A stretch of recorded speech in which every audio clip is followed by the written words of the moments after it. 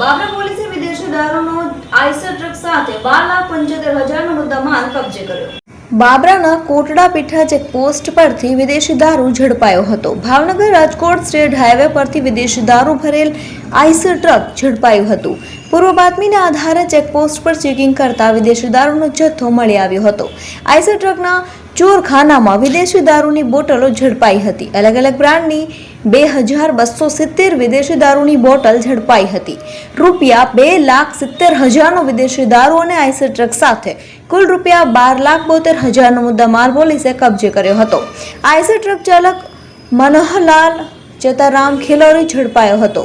રાજસ્થાનથી બાબરા દારૂ પહોંચે તે પહેલા પોલીસે દરોડો પાડ્યો હતો।